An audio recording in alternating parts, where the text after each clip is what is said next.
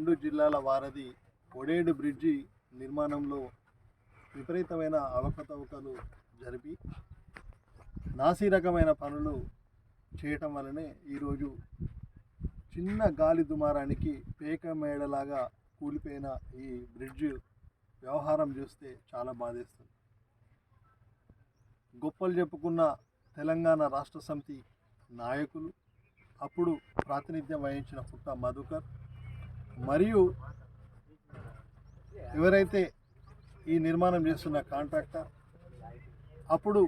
పర్యవేక్షణ చేస్తున్న R&B SE గారు, ఈ గారు, డిఈ గారు,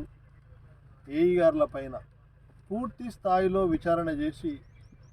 ఈ బ్రిడ్జి నిర్మాణంలో జరిగిన అవకతవకలు, ఈ బ్రిడ్జి నిర్మాణంలో జరిగిన నాసిరకం పనులు, ఈ బ్రిడ్జి నిర్మాణం లోపించడం వల్ల ఇక్కడ ప్రజలు ఎంత ఇబ్బందులు పడుతున్నారో అనే విషయాలపైన పూర్తి స్థాయిలో విచారణకు ప్రభుత్వం ఆదేశిస్తుంది. ఖచ్చితంగా దీనికి బాధ్యులు ఎవరైతే ఉన్నారో వారిపైన చర్యలు తీసుకొని క్రిమినల్ కేసులు పెట్టే విధంగా కాంగ్రెస్ పార్టీ ప్రభుత్వం చేయాలని చెప్పి మేము డిమాండ్ చేస్తాం.